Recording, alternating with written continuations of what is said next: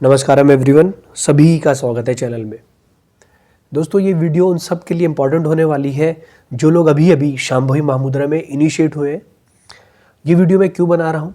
क्योंकि मुझे बहुत सारे जो छोटे बच्चे इन द सेंस 20, 22, 23 या जिन 18, 19 जो अभी अभी ये कोई साधना करनी जिन्होंने स्टार्ट करी है और वो उनके अंदर होने वाली चीज़ों को समझ नहीं पा रहे हैं और इस वजह से हो रहा है कि वो अपनी साधना मिस कर दे रहे हैं। जैसे अभी एक लड़के का मुझे मैसेज आया था, उसने बोला भैया कि जब मैं शांभवी महामुद्रा कर रहा था तो कुछ दिनों तक मुझे अच्छा लगा और उसके बाद जो मुझे अच्छा लगना बंद हो गया था।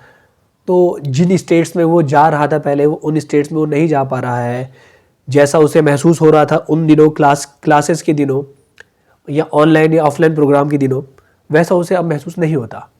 तो उसने वो साधना करना ही बंद कर दी।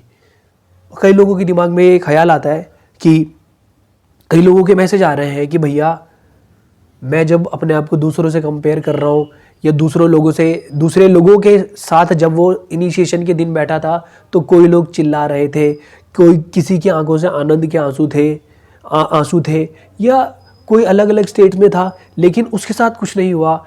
तो क्या उसका इनिशिएशन ढंग से हुआ या नहीं हुआ? ऑनलाइन इनिशिएशन करते हुए जब बहुत सारे लोगों के सवाल ये है कि ऑनलाइन जब हमारा इनिशिएशन हो रहा था तो मेरे बगल में मेरे पापा ऐसे मेरे अगल बगल से जा रहे थे या मम्मी वहाँ से चिल्ला रही थी या पड़ोसी आ गए, पड़ोस वाले कुछ बोलने लगे। इस तरीके की जो चीज़ें हैं वो काफ़ी सारे लोग मैसेज कर रहे हैं।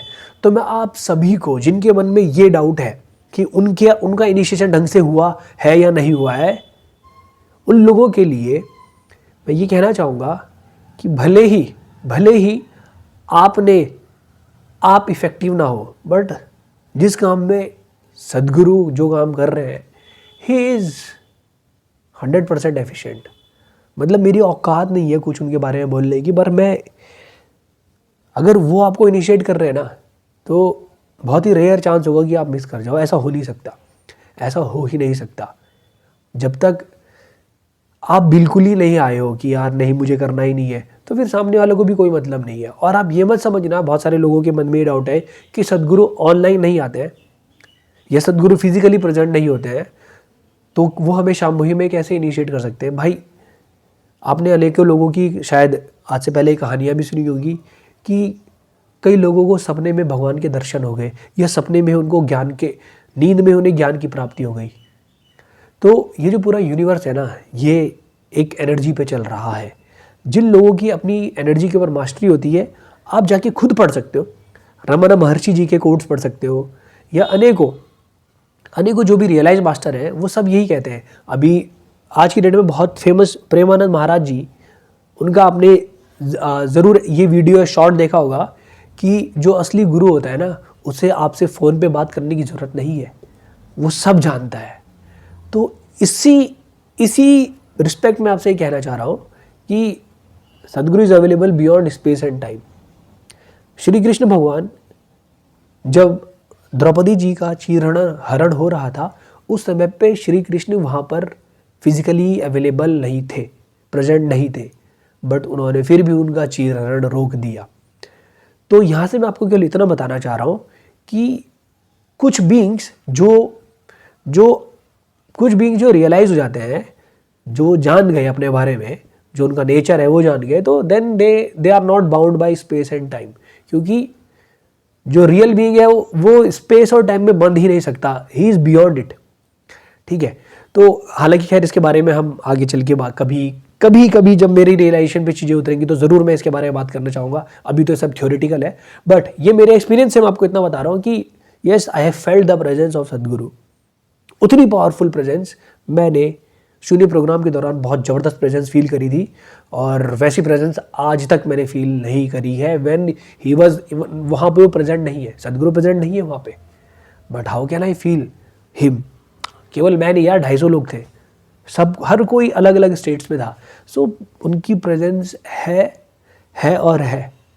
और जो शांभवी महामुद्रा में आपको दीक्षा दी जा रही है उसका बीज एनर्जेटिकली डाला जा रहा है, आपको इनिशिएट कर दिया जा रहा है। इनिशिएशन के बिना वो जो आप कर रहे हो बस वो एक फिजिकल एक्सरसाइज रह जाएगी। जो काम, जो बीज आपके अंदर ऊर्जा के रूप में डाला जाना चाहिए वो केवल सद्गुरु ही डाल सकते हैं, और वो आपके अंदर डाल दिया गया है। इस बात को मैं बहुत ज़्यादा एश्योरिटी के साथ कह सकता हूँ। तो अपने दिमाग से ये चीज़ निकाल दे रहे हैं कि मेरे बगल से कोई गुजर रहा था तो इनिशिएशन क्या मेरा अच्छे से हुआ होगा? 100% हुआ है, 100% हुआ है। मैं ढंग से नहीं बैठ पाया, ऐसा हो गया, वैसा हो गया। व्हेन ही सेड कि आपको इनिशिएशन हो चुका है, बस सिंपल सी इतनी बात अपने दिमाग में भर लो। फिर भी अगर आपको डाउट रहता है कि आपका इनिशिएशन ढंग से हुआ या नहीं हुआ, तो जो टीचर आपको असिस्ट कर रहे थे, या फिर कभी आपके घर के आसपास या आपके शहर में कहीं पे इनर इंजीनियरिंग का कोई प्रोग्राम हो रहा हो, आप वहाँ पर जाके जो इनर इंजीनियरिंग टीचर है उनसे जाकर मुलाकात ज़रूर कर लें। वो आपके डाउट मेरे से अच्छे से क्लियर करेंगे, क्योंकि वो ऑलरेडी ट्रेन टीचर है, तो वो आपको आपके डाउट का समाधान भी दे देंगे। बट जिन लोगों को फिजिकली डिस्टर्ब नहीं किया गया था, जो लोग वहाँ पर अच्छे से बैठे थे, जिन्होंने इंस्ट्रक्शन फॉलो किए थे, तो उनके दिमाग में क्वेश्चन उठना भी नहीं चाहिए। ओके, अब रही बात कि मेरे बगल वाले को कुछ एक्सपीरियंसेस हो रहे थे, मुझे नहीं हुए। तुम्हें क्या पता कि वो आदमी अपने अंदर कैसी अवस्था में है, उसकी ऊर्जा किस प्रकार से काम कर रही है, उसका मानसिक स्तर कैसा है और उसका शारीरिक स्तर कैसा है। ये बहुत सारी चीज़ों पे एक्सपीरियंस टोटली आपके अंदर आपने क्या भरा है उस पर डिपेंड करता है। आप क्या सोच रहे हो उस पर डिपेंड करता है। और अगर आपको टोटली ब्लीच्ड आउट होना है तो सोचना तो है ही नहीं। तो हमारे अंदर अनेकों परतें होती हैं। वो परतें जिस इंसान टू इंसान डिफ़र करती हैं। अलग अलग इंसान के अंदर अलग अलग स्तर पर वो परतें काम करती हैं। तो हो गया, किसी को खुशी हो रही है, कोई रो रहा है, कोई चिल्ला रहा है, बहुत सारे इमोशन होते हैं। हर कोई व्यक्ति एक तरीके का थोड़ी होता है। आप ये बात की तो कभी शिकायत नहीं करते हो ना। आप, बहुत सारे लोग कहते हैं कि I love the way I am. तो आप जैसे हो आप उसको एक्सेप्ट करो। आपको कुछ नहीं हुआ तो ज़रूरी थोड़ी है कि आप कोई चिल्ला नहीं रहे हो, आपकी आंखों से आंसू नहीं आ रहे हैं तो आपके अंदर शांभवी मुद्रा का बीज नहीं बोया गया है, ऐसा नहीं हो सकता। ठीक है, आपके अंदर वो ऊर्जा डाल दी गई है। अब आपने अपने अंदर किस तरीके की परतें बनाई होंगी, वो उन परतों को साफ करके एक फूल जरूर खिलेगा, एक पेड़ जरूर बनेगा वो बीज। ठीक है, तो चिंता ना करें इस बात की। अब आप, बहुत सारे लोग ये बोलेंगे कि जब हम शांभवी में इनिशिएट हुए उस दिन बहुत आनंद की अवस्था में थे, 10-15 दिन बहुत आनंद की अवस्था में थे, लेकिन अब वो आनंद की अवस्था मेंटेन नहीं होती। तो मैं आपको एक बात कहना चाहूँगा कि जो आनंद की अवस्था आपको उस समय पर प्राप्त हुई थी, वह आनंद की अवस्था इसलिए भी आपको प्राप्त हुई थी क्योंकि जब आप वहाँ पर बैठे थे उस समय पर आप वो इनर इंजीनियरिंग का जो पूरा प्रोसेस था आप उसके थ्रू गए थे। तो आपके अंदर उस समय पे रेजिस्टेंस ना बहुत कम थी, बहुत कम थी। तो इस वजह से जो शांभवी है वो खुलकर बाहर आ रही थी। या फिर आप ऐसा समझे कि जब आप उस वातावरण में थे तो वहाँ पर एनर्जीज कुछ इस प्रकार से थी कि आपके अंदर कुछ भी रेजिस्टेंस ना हो। और जब आपने ऑनलाइन इनिशिएशन भी लिया होगा उस समय पर एनर्जीज कुछ इस प्रकार से थी कि आप जो है आपके अंदर रेजिस्टेंस को वो तोड़ती हुई आपके अंदर वो बीज बो दिया गया था। ठीक है, तो इस वजह से आपके उस समय पर आपको कुछ आनंद की अनुभूतियाँ हुई होंगी। लेकिन जब आप उस मेंटल स्टेट से बाहर आए और वो चीज़ें करने लगे आज से पहले जो आप कर रहे थे, ऑफिस जाने लगे और जो भी आप काम करते हो, आपके ऊपर बाकी लोगों का इफ़ेक्ट आने लगा, बाकी लोग जो बोलते हैं या एनवायरनमेंट का इफ़ेक्ट आपके ऊपर पड़ने लगा। तो इस वजह से हुआ क्या कि आपकी वो अवस्था जो आज से 10 दिन पहले थी, 15 दिन पहले थी, उसमें थोड़ी सी गिरावट आ गई। तो आपने उसके लिए क्या करना है, आपको जो इनर इंजीनियरिंग के दौरान कुछ चीज़ें बताई गई होंगी वो आपको रिमाइंड करवानी है। सदगुरु कहते हैं ना कि हो सके तो हर मोमेंट पे अपने आप को याद दिलाओ, या फिर अपने आप को हर घंटे में याद दिलाओ, हर 10 मिनट में याद दिलाओ उन चीज़ों को। वो जो चीज़ें सदगुरु ने वहाँ पर बताई है क्रैश कोर्स, वो क्रैश कोर्स को आप अपने आप को याद दिलाया करो ना। और वो अब सदगुरु ऐप पे भी अवेलेबल है, आप सदगुरु की आवाज़ में भी वो सुन सकते हो। हर 1 घंटे में वो सुनो, सदगुरु की आवाज़ में सुनो, क्योंकि वो आवाज़ में कुछ बात है। वो आवाज़ में सुनो, वो आवाज़ आपके अंदर बैठी हुई है। आपके अंदर एक ऊर्जा स्वरूप, एक ऊर्जा का बीज उन्हीं के द्वारा बोया गया है। जब आप उनकी आवाज़ को सुनोगे तो बहुत सारी चीज़ें बदलती हैं। ठीक है, बहुत सारी चीज़ें बदलती हैं, आप उनको ज़रूर सुनो।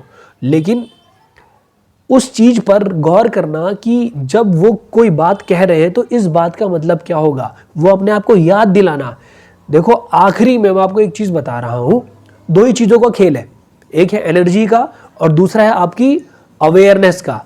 अवेयरनेस और एनर्जी एक दूसरे से रिलेटेड है, जितनी ज्यादा एनर्जी होगी उतना ज्यादा अवेयरनेस आएगा।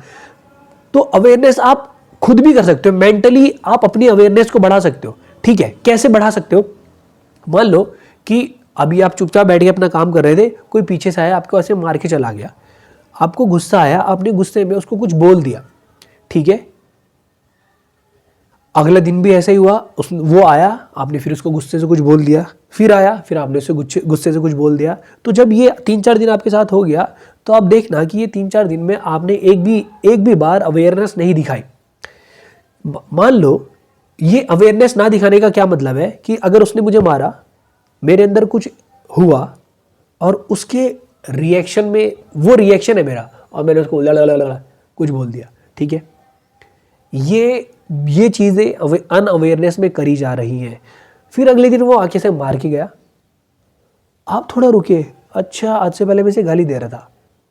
ठीक है, हो सकता है आप उसको जो बोलना चाहते हो सेम वर्ड्स रखो, लेकिन अंदर से आप रिएक्टिव नहीं होने चाहिए, आपके अंदर से एक रिस्पॉन्स आना चाहिए, भाई आगे से मत करियो, ध्यान रखियो, मुझे परेशान मत कर, कुछ इस तरीके से बोला जाना चाहिए। ये आप ना चीज़ों को दोबारा जब अपने अंदर रिप्ले करते हो ना, ये आपकी अवेयरनेस को बढ़ाता है। तो आपने मेंटली यही करना है कि सदगुरु ने क्या कहा था, क्या कहा था, अच्छा वो कहने का ये मतलब था। जब आप उस चीज़ पे चिंतन और मनन करते हो ना, इससे भी आपकी अवेयरनेस बढ़ती है। इसको अंग्रेजी में हम कंटेम्पलेशन कहते हैं। तो चिंतन या मनन आप करते रहो कि अच्छा अच्छा अच्छा अच्छा ऐसा हुआ, ऐसा हुआ, ऐसा हुआ, ऐसा हुआ, ऐसा हुआ। या फिर आप रात को सोते हुए पूरे दिन भर क्या क्या चीज़ें हुई और आपने उन सिचुएशंस में कैसे कैसे रिएक्ट करा, कैसे कैसे रिस्पॉन्स किया, तब आप देखना कि ये चीज़ें आपकी अवेयरनेस में धीरे धीरे उतरती चली जाएंगी। तो इस तरीके से आप मेंटली अपनी अवेयरनेस को बढ़ा सकते हो। और दूसरा, आप एनर्जी को, आपकी जो एनर्जी राइज करने के लिए आपको क्रिया दी गई है, आप शांभवी महामुद्रा क्रिया एक दिन में 2 बार करना। बट फिर भी आप चाहते हो कि आपकी जो ऊर्जाएं हैं वो एक ऊंचे स्तर पर बनी रहे, तो आप इसके लिए और क्या कर सकते हो, आप अपने खान पान में बदलाव ला सकते हो। ऐसी चीज़ें खाएं जिनकी वजह से आपकी ऊर्जाएं नीचे न जाए, ऊपर की तरफ को जाए। निगेटिव प्राणिक फूड खाना बंद करें। एग्जाम्पल के तौर पे प्याज, लहसुन, मीट, मांस, दारू, ये जो भी चीज़ें हैं, ऐसी अनेकों चीज़ें हैं। पॉजिटिव और निगेटिव प्राणिक की अलग से पूरी लिस्ट है। वो लिस्ट मैं कोशिश करूंगा किसी हट योगा टीचर के साथ जब मेरा पॉडकास्ट हो रहा होगा उसमें मैं कवर करने की कोशिश करूंगा। इस टॉपिक के ऊपर मैं उनसे ज़रूर बात करूंगा। शायद वो धर्मित्रान्ना के साथ मैं बात करूँ इस टॉपिक के ऊपर, करूंगा ही। ऐसी निगेटिव प्राणिक फूड खाना छोड़े। इससे आपकी एनर्जीज राइज ऑटोमेटिकली राइज हो भी रही है, लेकिन हम ऐसी चीज़ें करते हैं जिनकी वजह से हमारी एनर्जी नीचे बैठने लगती है। अब बहुत सारे लोग बोलेंगे कि मैं ब्रह्मचर्य का पालन करना चाहता हूँ। भाई इसका मतलब बहुत अलग अलग होता है। ठीक है, बहुत अलग अलग स्तर पे ये चीज़ें होती है। तो ज़्यादा अपने आप को फोर्सफुली कोई चीज़ें मत करना, क्योंकि होता ये है कि आप अपनी बायोलॉजी से ज़्यादा समय तक नहीं लड़ सकते। और दूसरा, आप मेंटली भी अपने आप, जब हम एक्चुअली में करते क्या है कि आखिरी में सारा खेल माइंड का ही होता है। तो हम अपने माइंड की वजह से अपने अंदर ग्रंथियाँ बनाते हैं। अब देख लेना, अगर आपको कभी गुस्सा आया, बहुत ज़्यादा गुस्सा, और वो गुस्सा बाहर ना निकला, तो क्या होगा, आपके अंदर गुस्सा घर कर जाएगा। या किसी को दिमाग की बीमारियां लग गई, या किसी को इतना गुस्सा आता है कि उसका दिमाग की नस फट गई, कुछ ऐसा होने लगता है। ये क्यों हो रहा है? क्योंकि कहीं ना कहीं पे ग्रंथियां बन रही हैं। तो इन्हीं ग्रंथियों को खोलना है, इन्हीं नॉट्स को या इन्हीं बंधनों को आपने खोलना होता है। ठीक है, तो आप देखें कि आप एक दिन में क्या क्या चीज़ें ऐसी कर रहे हैं जिसकी वजह से आपके अंदर ग्रंथियां बन रही हैं। ठीक है, ग्रंथियों का मतलब ये है कि जो आपके अंदर कुछ गुस्से का भाव नहीं रह जाना चाहिए, या अपूर्णता का भाव नहीं रहना चाहिए। ठीक है, इन चीज़ों को हम एक तरीके से ग्रंथियाँ बोलते हैं। ओके, सबसे सही एग्जांपल ये है कि गुस्सा आया, वो गुस्सा बाहर नहीं निकला, अंदर ही रह गया, ये ग्रंथि बन गई। वो कहीं ना कहीं जाके आपकी बॉडी में स्टोर हो जाएगा, किसी न किसी जगह पर वो जाके स्टोर हो जाएगा। ठीक है, तो ऐसी अनेकों चीज़ें हैं, अनेकों अनेकों चीज़ें हमारी throughout the body memory stored है। Throughout the body every cell has memory, every cell has memory. ठीक है, तो ऐसी चीज़ें आपने देखनी है। ये अवेयरनेस तो आपको मेंटली लेकर आनी पड़ेगी। जितना ज़्यादा मेंटली इस पे काम करोगे ना, मज़ा आएगा, बहुत मज़ा आएगा, बहुत बहुत ज़्यादा मज़ा आएगा। और दूसरी चीज़, आप उन लोगों के साथ कांटेक्ट में रहें जिन्होंने शांभवी महामुद्रा की दीक्षा ले ली है, या फिर आपके जो दोस्त हैं, ऐसे सर्कल, ऐसे ग्रुप में कनेक्ट हो जाओ, ऐसे ग्रुप में कनेक्ट हो जाओ जहाँ पर लोग इन्हीं साधनाओं को कर रहे हैं जो आप कर रहे हो। और जहाँ जैसे इनर इंजीनियरिंग की कहीं पे प्रोग्राम हो रहे हैं तो वॉलंटियरिंग करने के लिए वहाँ जाओ। देखना आपकी जो साधना है वो एनहेंस होगी। इसके अलावा और क्या किया जा सकता है? आप इसके अलावा हठ योगा की कोई प्रैक्टिस सीख ले। जैसे मुझे अब तक ऐसा लगा कि जो सूर्य क्रिया है, सूर्य क्रिया ये हर व्यक्ति को सीख लेनी चाहिए। मुझको ऐसा लगता है क्योंकि सूर्य क्रिया, देखो इस अर्थ में या पूरे सोलर सिस्टम में जो एनर्जी है वो सन के थ्रू आ रही है। ठीक है, और मैं ज़्यादा ऐसे वर्ड्स में जाना नहीं चाहता, चक्रों के बारे में ज़्यादा बोलना नहीं चाहता, क्योंकि मेरे एक्सपीरियंस पे अभी कोई कुछ चीज़ें नहीं है और मैं जानबूझ के आपको कन्फ्यूज़ भी नहीं करना चाहता। ठीक है, तो बस मैं आपको इतना बता रहा हूँ कि सूर्य क्रिया जो है हमारे शरीर के अंदर सन को या फिर सौर ऊर्जा को एक्टिवेट करती है।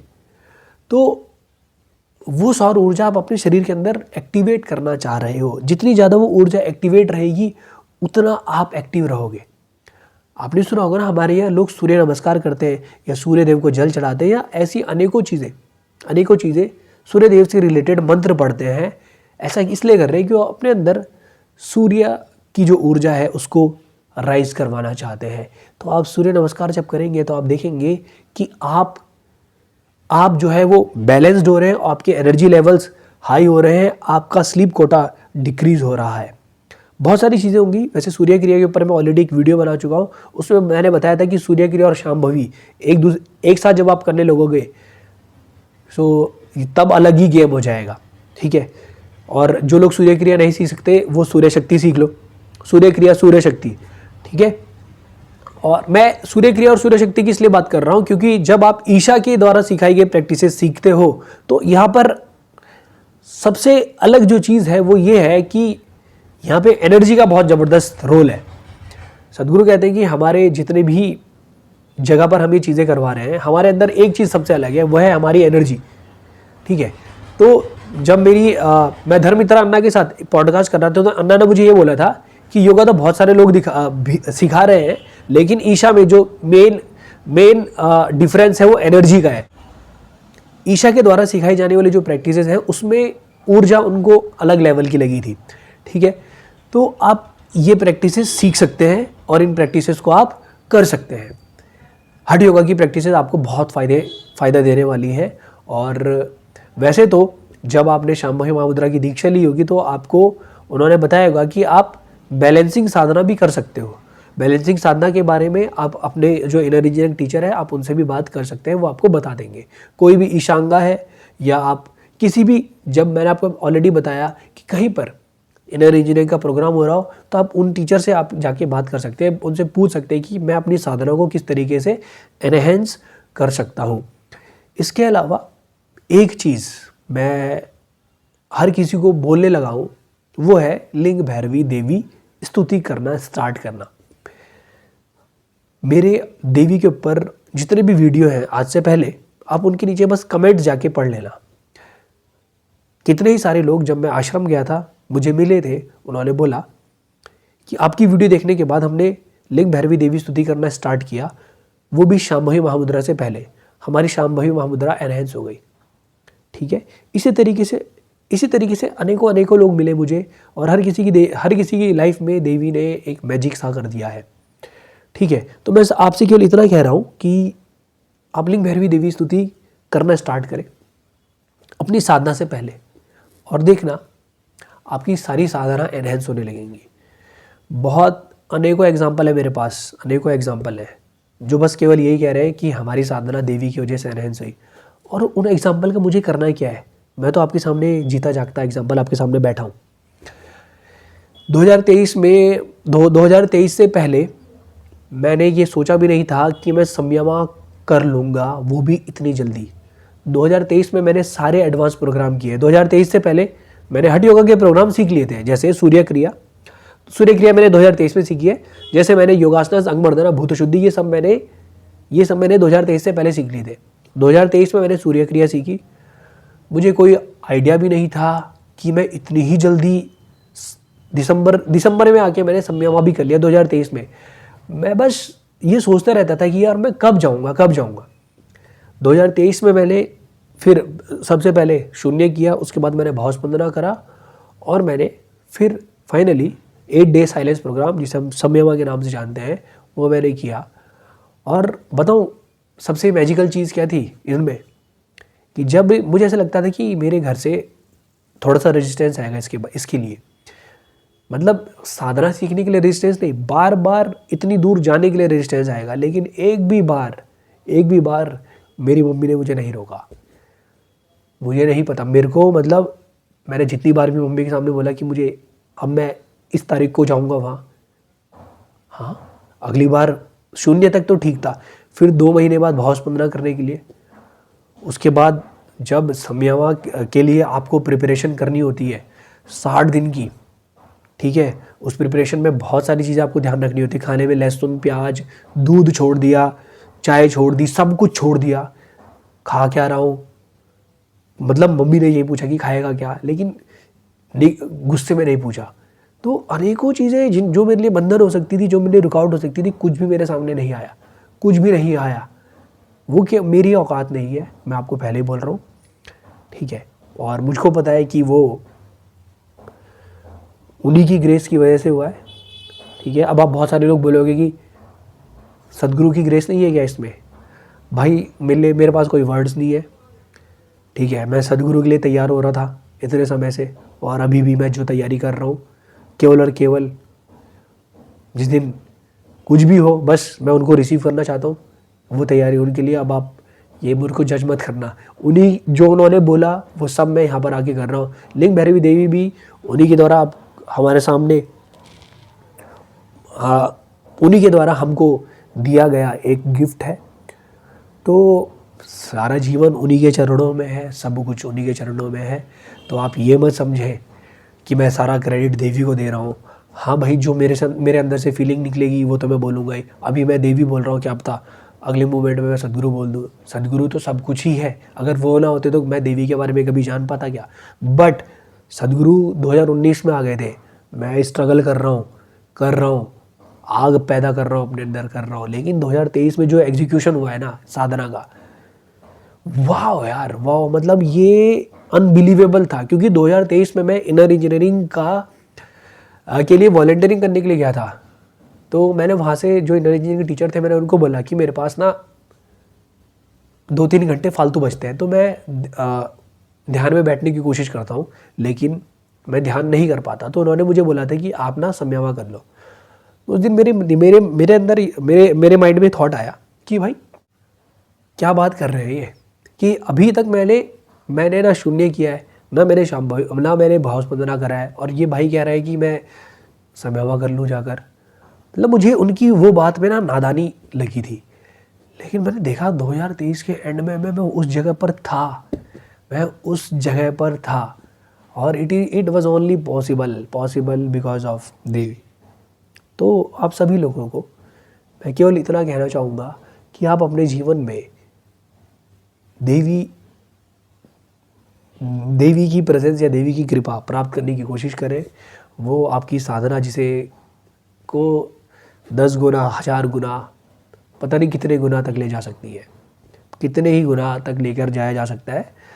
तो ज़रूर आप लोग लिंग भैरवी देवी स्तुति करना स्टार्ट करें, ठीक है। किस तरीके से करा जाना चाहिए उसके ऊपर ऑलरेडी मैं वीडियो बना चुका हूँ। बहुत सारे लोगों ने लिंग भैरवी देवी साधना कंप्लीट कर ली होगी, फीमेल्स की मैं बात कर रहा हूँ। आप लोग ज़रूर अपने एक्सपीरियंसेस हो सके तो मुझको वीडियो में भेज सकते हैं मेरे इंस्टाग्राम पे, या फिर आप मेरे को मैसेजेस भी भेज सकते हैं। तो इससे ये होगा कि मैं बाकी लोगों को भी मोटिवेट कर सकूं। और बहुत सारे लोगों के दिमाग में गलतफहमी है, या फिर इसको छोड़ो, बहुत सारे लोग ना साधना करना चाहते हैं जब हम छोटे थे ना, हम भी साधना करना चाहते थे। आज से नहीं ढूंढ रहा हूँ मैं, आज तो मैं 30 का हो गया हूँ, लेकिन आज से नहीं ढूंढ रहा हूँ चीज़ें। हम तो पता नहीं कब से ढूंढ रहे थे यार कि कैसे पूजा करूँ, कैसे मंत्र जप करना है, नहीं पता था। मुझे पता होता जब मैं 10, 12, 14, 15 साल का था कि लिंग भैरवी देवी स्तुति ऐसे करनी है। क्या बात होती वो, क्या ही बात हो जाती। तब से लेकर आज तक आप किसी की ज़िंदगी में बहुत बड़ा बदलाव ला सकते हो। तो इसीलिए मैं आपको कह रहा हूँ कि आप लोग अगर मुझको छोटे छोटे वीडियो क्लिप्स अपने शेयर कर सकते हो तो ये ज़्यादा फ़ायदेमंद रहेगा। ये ज़्यादा फ़ायदेमंद रहेगा केवल और केवल दूसरे लोगों को मोटिवेट करने के लिए। बहुत सारे लोग ढूंढ रहे हैं कि कोई तो आए सामने जिसकी वजह से हमें कोई चीज़ मिले। इसी चीज़ के लिए चैनल खोला गया है। मैं चाहता हूँ कि हम जितने ज़्यादा लोगों तक पहुँच सके उतने ज़्यादा लोगों तक पहुँच पाए। आई होप कि मैंने आपके डाउट्स क्लियर करे होंगे शांभवी महामुद्रा से रिलेटेड जो आपके मन में उठ रहे थे। और भाई अपनी प्रैक्टिसेस करना मत छोड़ना। किसी ने अगर अपनी प्रैक्टिस छोड़ दी है, बहुत सारे लोग ऐसे भी हैं जिन्होंने अपनी प्रैक्टिस छोड़ दी थी, वो दोबारा से स्टार्ट करना चाहते हैं।